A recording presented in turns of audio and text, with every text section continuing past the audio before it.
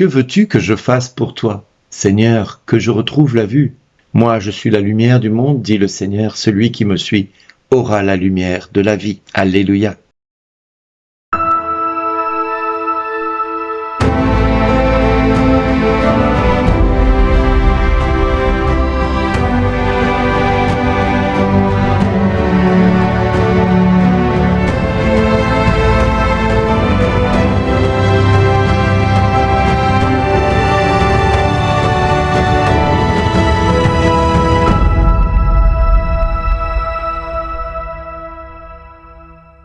Aujourd'hui, le message vous est adressé par Bernard Diel. Bonjour les amis, comment commencer cette méditation sans risquer de choquer quelques-uns d'entre vous? Mais je me dois d'être en vérité.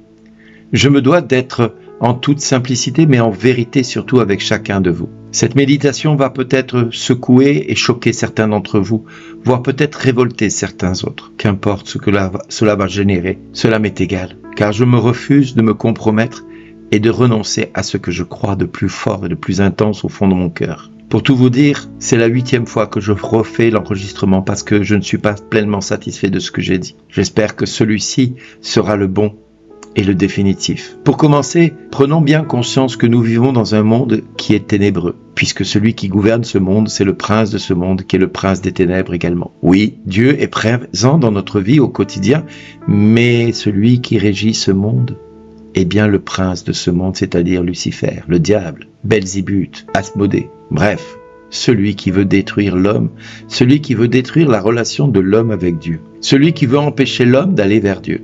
Et l'évangile de ce jour nous invite à faire comme cet aveugle qui est sur le bord de chemin en direction de Jéricho et qui va dire à Jésus, « Jésus, fils de David, prends pitié de moi ». Mais nous allons être confrontés à ceux qui marchent à côté de Jésus, qui pensent être sur la bonne voie, qui pensent être de bons et fidèles serviteurs.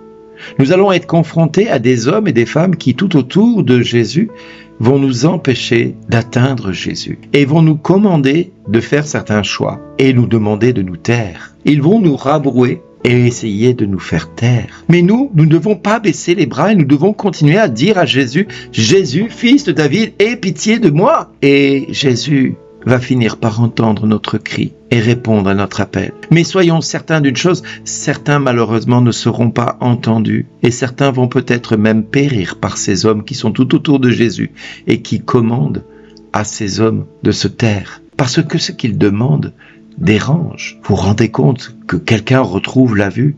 Mais c'est impensable. Comment permettre à ce que cet homme puisse retrouver la vue au risque que certains se mettent à suivre Jésus ensuite. Ce Jésus que nous voulons canaliser et contrôler et maîtriser dans bien des cas et dans bien des situations. C'est pour cela que nous voyons des fois l'Église être opposée à toute prière pour les malades et à espérer que les guérisons pleuvent. Parce que s'il y a des guérisons, ça veut dire que Jésus est vraiment vivant et qu'ils vont devoir rendre des comptes de toutes leurs décisions et de tous leurs choix. Il n'y a qu'à voir que dans la première lecture, le peuple de Dieu s'est compromis quand il marchait aussi dans ces nations et était devenu conforme à ce que le monde dictait. Et face à ce roi qui ne cessait de inventer une nouvelle religion, eh bien, le peuple d'Israël s'est compromis et certains se sont mis à faire ce que le monde commandait. Seuls quelques-uns résistèrent et refusèrent de manger la nourriture impure et de profaner l'alliance sainte, mais ceux-là sont morts. Morts parce qu'ils ont résisté. Et la grande colère est tombée sur eux, pas la colère de Dieu. Détrompez-vous, la colère des hommes s'est abattue sur eux. Et c'est ce que nous avons failli vivre il n'y a pas si longtemps que ça, avec l'histoire du Covid. Et c'est là où je vais me faire des amis. Quand la vaccination est arrivée, j'avais annoncé à beaucoup de monde, à beaucoup de personnes de mon entourage, que nous allions y arriver avec force et insistance de la part des autorités. Et qu'il ne faudrait surtout pas se compromettre avec cela. Certains l'ont fait parce qu'ils pensaient que c'était bon, et tant mieux. Amen. C'est un choix qu'ils ont fait en leur âme et conscience. Je n'ai aucun jugement à porter sur cela. Mais ceux qui l'ont fait pour aller en boîte de nuit, ceux qui l'ont fait pour aller au restaurant, ceux qui l'ont fait pour être comme les autres, pouvoir profiter de la vie, pas parce qu'ils en avaient besoin, ou parce qu'ils ont estimé simplement en avoir besoin pour pouvoir continuer à faire la fête comme les autres. Ceux-là ont fait exactement la même chose que le peuple d'Israël, quand ils se sont compromis des lois que le roi mettait en place, ils sont devenus idolâtres des idoles. Cette idole qui était devenue le Covid, cette idole qui a permis à des personnes de se faire vacciner, et nous avons eu, malheureusement, dans notre entourage, et chacun de vous ne pourra pas me dire le contraire, des personnes qui sont passées au travers de la vaccination, et vont très bien, et tant mieux, mais d'autres qui n'ont pas résisté à la vaccination. Nous avons dans notre entourage, à mon épouse et moi, une maman avec son mari qui était très cardiaque. Son médecin a refusé de le vacciner et quand la vaccination a été obligatoire pour les médecins, ce médecin a été remercié très gentiment. Et on a confié ce malade à un autre médecin cardiologue qui lui a dit « Si vous voulez que je continue à vous soigner, il faut vous faire vacciner ». Alors cet homme, ayant besoin de soins, a accepté, mais 48 heures après la vaccination, il était mort. Son épouse est allée voir le médecin en disant « Vous ne pensez pas que c'est le vaccin qui a fait cela ?»« Non, certainement pas. » Bien sûr, comment reconnaître que ceci et cela soient liés? Alors, nous avons aussi des situations qui sont arrivées, comme ce couple qui m'a appelé, qui était désespéré parce que leur fils venait de mourir à 17 ans suite à la vaccination. Mais pourquoi ils n'ont fait que faire ce que le pape avait demandé? Pour eux, c'était un acte d'amour qu'ils ont fait. Pourquoi leur fils a été pris par le Seigneur? Et je leur ai dit, c'est pas le Seigneur qui a pris votre fils. Le Seigneur ne s'est contenté de l'accueillir, mais celui qui a pris votre fils. Vous voyez, c'est bien quelqu'un qui essaie de vous mettre en colère contre lui. C'est le diable. Ne vous trompez pas d'ennemis. C'est pas parce que le pape ou l'église vont vous demander quelque chose qu'il faut impérativement le faire. Et vous savez pourquoi je vous dis ça? Parce que je suis foncièrement d'église. Parce que l'église a voulu que vous soyez prêtre, prophète et roi par votre baptême. C'est-à-dire prêtre, c'est-à-dire au service de tous et de toutes. D'être capable de servir votre prochain et de prendre soin de votre prochain. C'est ça le prêtre, c'est celui qui prend soin. C'est le pasteur des brebis. Donc nous devons prendre soin de ceux qui nous entourent. Le prophète, c'est celui qui est capable de décider en son âme et conscience de ce qui est juste et bon pour lui et pour son entourage.